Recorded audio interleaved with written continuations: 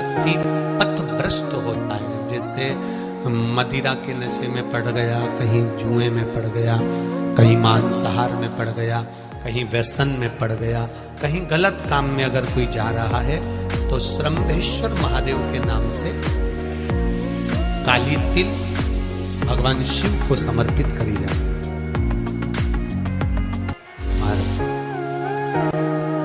काली तिल को वापस उठा कर ले आते हैं। उसी काली तिल को जो मदिरा का नशा करने वाला होता है या जो गलत व्यसन में डूबा हुआ होता है, उसको वो सुबह के समय अगर नहीं खाता तो भोजन के साथ उसको दिया जाए। श्रम्भेश्वर महादेव। एक बेलपत्री का भी बहुत अच्छा प्रयोग है श्रम्भेश्वर महादेव का। मदिरा पीने वालों के लिए, मांसाहार, व्यसन में, जुए में, वेश्यावृत्ति में, पर नारी में, गलत जगह पर जो डूबे रहते हैं उनके लिए पहले की कथा में उसका वर्णन किया है। बेलपत्री श्रम्भेश्वर महादेव। एक बार सब बोलेंगे, कौन से महादेव? श्रम्भेश्वर महादेव।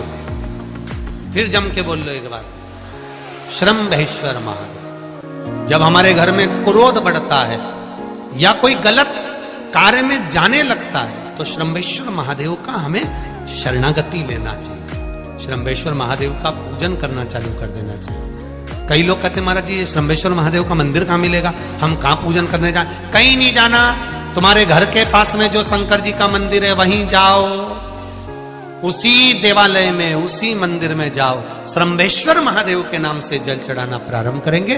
वो जल जो गलत संगत में पड़ा हुआ है उसका आचमन कराना प्रारंभ करेंगे। अपने आप उसकी धीरे धीरे बुद्धि सुधरना प्रारंभ हो जाएगी। ऐसा श्रम्भेश्वर महादेव का। कुछ स्थान हमारे यहाँ पर बड़े सुंदर सुंदर स्थान निश्चित किए गए हैं। जैसे कैंसर आदि के मरीज के लिए हम लोग पहले भी कहते हैं कि त्रिजुगी नारायण का जल बड़ा महत्व रखता है। जिसका शरीर या जिसको एक पत्र आया है कि किसी को मिर्गी का झटका आना चालू हो गया था। पत्र ढूंढेंगे तो समय थोड़ा लग जाएगा। जिसने लिखा है उसके स्मरण में होगा। जिसने भी लिखा होगा कि बीमारी के चलते चलते फिर मिर्गी आना चालू हो गई।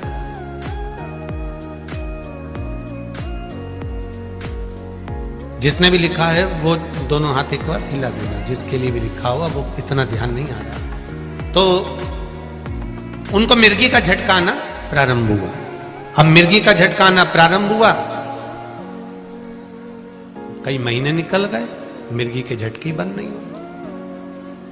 तब उन्होंने पत्र में लिखा है कि श्रम्भेश्वर महादेव का आपने जो वर्णन करा था 31 बेलपत्र वाला, गुरुजी हमने वो 31 बेलपत्र वाला प्रयोग करना प्रारंभ करा। और उन्होंने पत्र में लिखा है कि मिर्गी के झटके भी बाबा की कृपा से ठीक हो गए हैं। अब कोई झटके उनको आ नहीं रहा। श्रम्भेश्वर महादेव का जो वर्णन है, श्रम्भेश्वर महादेव का जो गुणगान है, ये कोई साधारण नहीं है।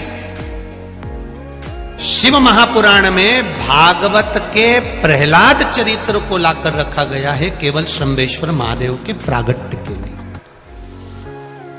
ऐसा श्रम्भेश्वर महादेव का गुणगान। एक बार फिर आप लोग भूल ना जाओ, उसके लिए एक बार फिर से बोल लो, कौन से महादेव? श्रम्भेश्वर महादेव। ये श्रम्भेश्वर महादेव जैसे कुंदकेश्वर महादेव। कुंदकेश्वर महादेव का क्या काम है? माता पार्वती ने बिदल उत्पल को मारने के लिए जो कुंदुक फेंका था, वो कुंदुक भगवान शंकर के पांव में जाकर गिरा था। तो शिव जी का नाम कुंदकेश्वर हो गया था। जब हमारे यहाँ कोई दवाई नहीं लगती शरीर में, कोई कैंसर जैसा रोग हो गया, किडनी लीवर का रोग हो गया या बीपी शुगर का रोग हो गया, शुगर लेवल में नहीं आ रही है, तो आप शंकर जी पे से जो बेलपत्र ला रहे हो कुंदकेश्वर महादेव के नाम से लाओ।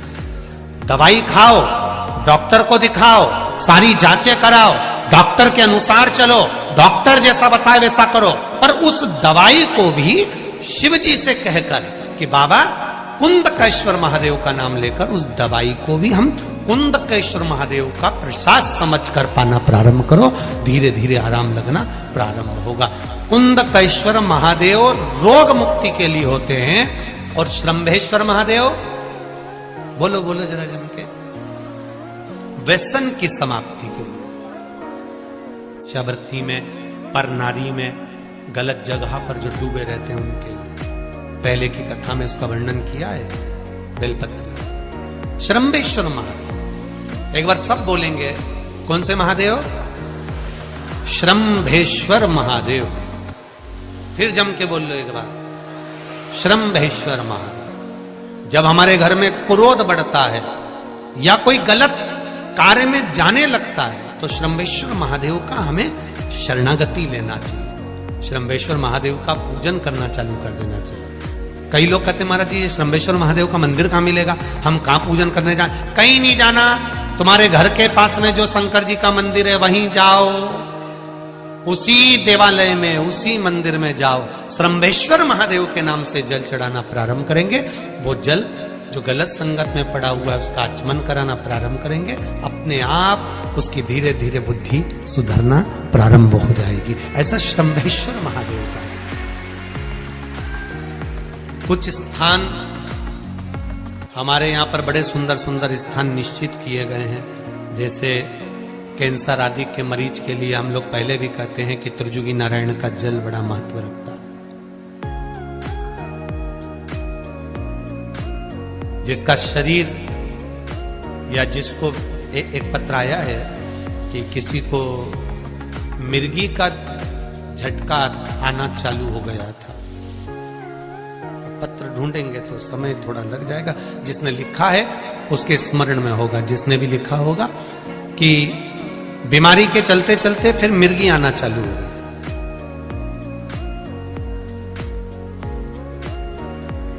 जिसने भी लिखा है वो दोनों हाथ एक बार हिला देना, जिसके लिए भी लिखा हुआ वो इतना ध्यान नहीं आ रहा।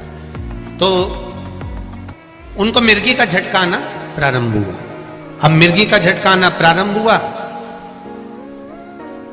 कई महीने निकल गए, मिर्गी के झटके बंद नहीं हुए।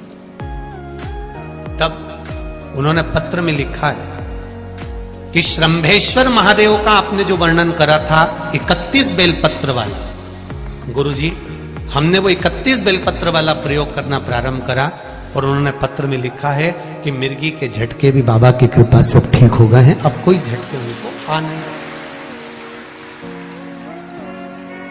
श्रंभेश्वर महादेव का जो वर्णन है, श्रंभेश्वर महादेव का जो गुणगान है, ये कोई साधारण नहीं है। शिव महापुराण में भागवत के प्रहलाद चरित्र को लाकर रखा गया है केवल श्रंभेश्वर महादेव के प्रागट्य के लिए। ऐसा श्रंभेश्वर महादेव का गुणगान। एक बार फिर आप लोग भूल ना जाओ, उसके लिए एक बार फिर से बोल लो, कौन से महादेव? श्रंभेश्वर महादेव। ये श्रंभेश्वर महादेव जैसे कुंदकेश्वर महादेव। कुंदकेश्वर महादेव का क्या काम है? माता पार्वती ने विदल उत्पल को मारने के लिए जो कुंदुक फेंका था, वो कुंदुक भगवान शंकर के पांव में जाकर गिरा था। तो शिव जी का नाम कुंद